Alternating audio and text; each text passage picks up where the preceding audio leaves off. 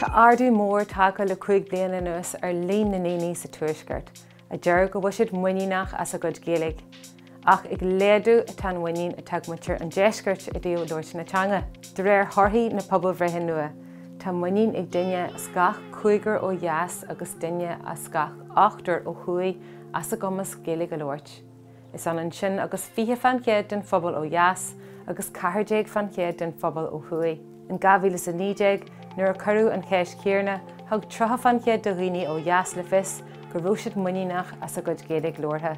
Sin titim 3 fan chéad ó chuaigh tá ardú 75 fan chéad tagtha le 5 bliain anuas ar lena a dearg go bhfuil siad muiníneach as a gcuid Gaeilge. 8 fan chéad do riine dúirt go raibh siad muiníneach as a gcumas an teanga lóirt in 2019 agus 40 fan chéad a dúirt eolaí am lena. Curú céiste riine sa seirbhíh go maiid ar bhíonn an cólacht taide margaíochta Ireland Thinks de chunú na Gaeilge faoin muinín atá acu as an Gaeilge a hÉireann. 35 fan chéad den phobal ó dheas agus 90 fan chéad den phobal ó chuaigh a dúirt go bhfuil siad muiníneach gur féidir lá an Gaeilge a hÉireann.